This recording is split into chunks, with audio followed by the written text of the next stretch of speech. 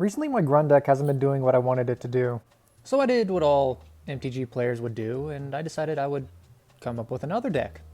And oh me, oh my, did I ever come up with something. Allow me to introduce y'all to Azusa Lost but Seeking, who basically says you can play 2 additional lands each turn. And she might get a little broken in the right hands if you ask me. Without any further ado, let's get into this Azusa deck list. Now unfortunately I'm not able to sort this deck out in the order that I want to, so we're just going to have to go in the next best way, and that's going to be CMC related. So first off we got the Walking Ballista. Believe it or not, in green decks there are normally ways that you can generate infinite mana. I know that sounds like preposterous, who'd have thought, but believe it or not, you can actually do that. You just charge up the Ballista an infinite amount of times and then kill everyone. That's a good way to win the game, first off. Next up we got Spore Frog, just like a good way to protect yourself, especially when you are the threat on the board. Up next we got Sylvan Safekeeper, just a nice little way to, protect Azusa or any of our creatures that we want to keep safe. Genesis Hydra, this is an X spell, so again we're just going to capitalize on that infinite mana that we can get, make it huge, and then it'll probably get targeted by removal, but who cares, we have, again, multiple ways. Course of Crucifix, you play with the top card of your library revealed. Whenever a land enters the battlefield, you gain 1 life. Who doesn't like life gain? Dryad of the... I'm not even going to attempt to say that. Grove, an additional land on each turn. And then lands are every basic land type. I mean, that's 3 lands each turn, come on! Let's see, up next we got Omnath. Of course, this is like a mono green staple, especially if you're going to be playing one as big mana as Azusa, you know what I mean? So if you have something down like, I don't know, a Seedborn Muse, which, spoiler alert, there is one in here, you will have a beefy boy, I tell ya. Up after that we have we have an Excavator that basically is a Crucible of Worlds on a creature. We get to play lands from our graveyard, and that's just beautiful because there are some shenanigans that we can do with lands from our graveyard. Rex Sage, just a good removal, like green interaction, Scute Swarm, because we like to play lands, We could have like 6 lands on the board come turn 2, probably. Turn 2? Yeah. And then it's basically just doubling season after that. Selvala. Remember that infinite mana I was talking about? And this kind of the biggest piece to that, And even if she's killed or if something happens to her, it's no biggie because we have a myriad of different things we can do with this. Wayward Swordtooth, another land accelerant. Oracle of Moldiah, again, another accelerant. Ashaya. One thing that I've noticed about board wipes is that some of them, most of them actually, with the exception of Wrath of God, will say destroy all non-land permanents. With Ashaya on the field, however, our creatures are lands. It kind of gives us a little bit of a insurance there, you know what I mean? Yeah, I kind of like having her there. Seedborn Muse, I already told you why it's in here. You untap all permanents, and then you make even bigger mana, especially with Omnath. Kodama, whenever you play a permanent, you can play another permanent, i.e. lands. You can just get out of hand with him. We have Oran Reef Hydra. Basically put 2 1/1 counters on him for each forest as well, or just a regular counter if it's not a forest. And that might actually be a little bit relevant because not everything in here is forests, believe it or not. Rampaging Bayliths, who doesn't love an army of beasts? Ulvenwald Hydra. Again, who doesn't? Oh, yes. Something important about this one. You get to search your library for a land card and put it onto the battlefield, tapped, and then shuffle your library. There are a few different land cards that we would want to find, and I will get into those later. Avenger of Zendikar, again, armies. Dawnglade Regent, this one's actually pretty good. So when it enters the battlefield, you are the monarch, hooray! And then as long as you're the monarch, permanents you control have hexproof. That is powerful right there. I've seen this card come in so much clutch just because it was on the field and we couldn't take care of it. It was Nyxbloom Ancient, triple mana. Oh my goodness, Vorinclex. This is a competitive deck if you haven't figured that out by now. So, yeah, Vorinclex. He's mean, and he doubles your mana, and he also slows down your opponents. Kozilek, because big mana, big Eldrazi, big creatures, and you can't mill out. Ulamog, Ulamog. It's just all so wonderfully beautiful. One of the most important things that we can do with this deck is get our commander out on turn 1, which is why Jeweled Lotus and Mana Crypt are huge in this deck. Expedition Map is again another search your library for a land card. I'm not a huge fan of cards that say basic land, so searching for any sort of land, that is very, very good in here. Like I don't even have this, I prefer this. Oh my gosh. This is just way better than Traveler's Amulet, and you can't really go wrong with it. Soul Ring, because it's an auto-include in every commander deck, as well as Arcane Signet. Crucible of Worlds. This is like God tier right here for this deck. Like, oh my gosh, this card can be so beautifully. There are a few turn 1 locks, or not locks, but turn 2 or turn 3 wins with Crucible, and I just love it. Up next we got Horn of Greed, because if you're going to be playing a whole lot of lands, you're going to be dumping your hand, and so you want to have more cards in your hand so you can dump more of them and then repeat the process, you know what I mean? Which is why, again, Horn of Greed is on here. The only downside is that it's for each player, so if you're playing like against another Lands Matter deck, you're kind of screwed. Not screwed, but you know, you're helping them out too, which isn't really the best. Staff of Domination, again, because believe it or not, we have ways of going infinite, and just so happens that Staff of Domination is our huge infinite enabler in here. Aetherflux Reservoir, that's a good win con in here, as well as the Walking Ballista, you know. Nyx Lotus, because we have a lot of Devotion to Green in this deck, if it wasn't obvious, as well as Gilded Lotus. Just really good mana rocks. And then Caged Sun, because it beefs up our creatures a little bit, while also doubling our mana again. Seriously, cannot recommend this enough. Now let's go over some instants and sorceries that we have in here. So first off, we got Crop Rotation. You gotta sacrifice a land for this as an additional cost, but with the lands that we have in here, it is well worth it.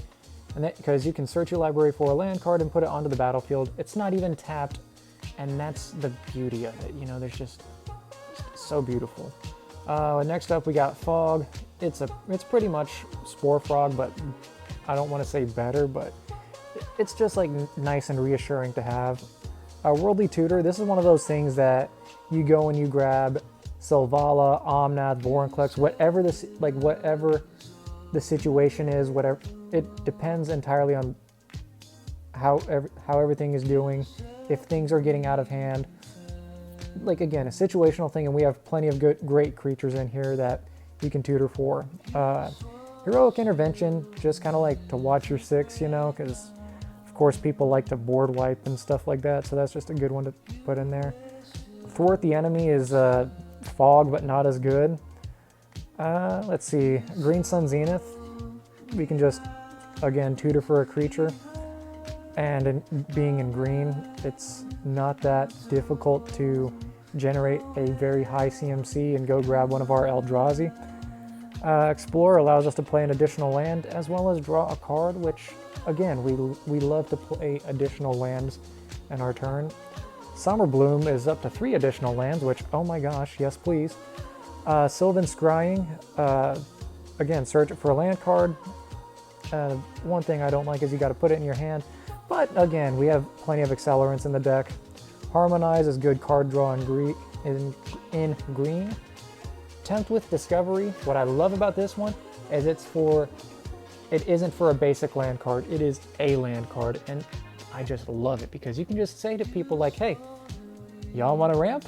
And if they go, yeah, well, we have ways of making them wish that they didn't go for that, which I'll get into when we go over the mana base. Up next, Triumph of the Hordes, because we want people to hate us. Basically, infect and trample with big creatures on the board, that's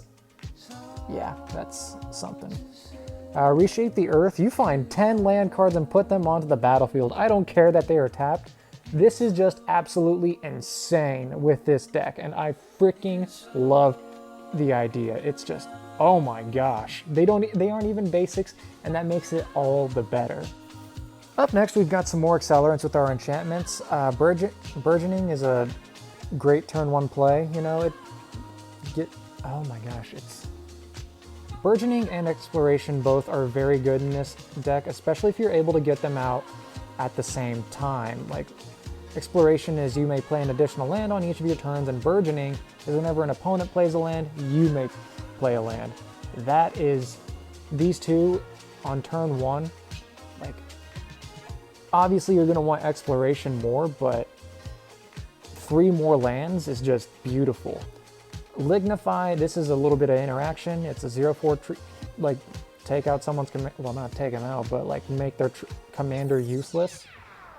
And then of course we got Sylvan Library, and this is like again a mono green CEDH staple. You know, like at the beginning of your draw step, you draw an additional 2, and you can choose to keep 2 of those cards. But of course you got to pay 4 life. In green though, again, life gain. Hall of Gemstones is a good way to slow down your multicolor playing opponents, because at each of their upkeeps they got to choose a color, and until end of turn each mana produced that way is said chosen color. So if someone is over there playing the first sliver and hasn't gotten them out yet, well, this is going to ensure that they never get him out on the board. Song of the Dryads is a great way to, again, completely shut down someone's commander and say, you're useless for the rest of the game because it is a forest until they can remove that enchantment. Obviously, you're going to get hated out with this, but again, it doesn't matter because we have ways of doing shenanigans. Wilderness Reclamation. It's like Seaborn Muse, but like better in a way. Like it's not all permanents, but it's lands, which where that is kind of important is you can make even bigger mana, and that's just a great thing that you can do in Commander, you know, especially with Onmath on the board. You can get like 100+ mana, make them freaking huge. It's just insane what you can do. Mana Reflection, you can double the mana, recycle. Great card in green. Honestly, one of my favorite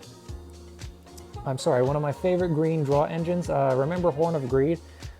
Yeah, well, this is like, I want to say 10 times better, but it costs 6 and you discard down to 2, but oh my gosh, whenever just playing a card is drawing a card, it gets insane.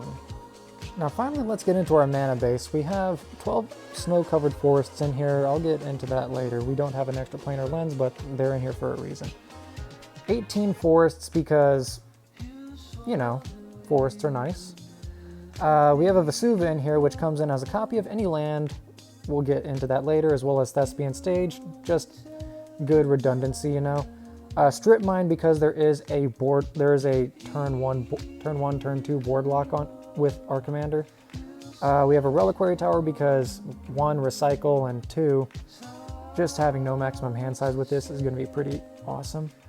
Nykthos, again, Devotion, huge. Like, we have, oh my gosh, this can give us a whole lot of mana. Inventor's Fair because we have I don't want to say we have a lot of artifacts, but if in the event that we can't find our Crucible of Worlds, we can always tutor it up, you know. And then we got Field of the Dead, which we have, I think, 6 or 7 different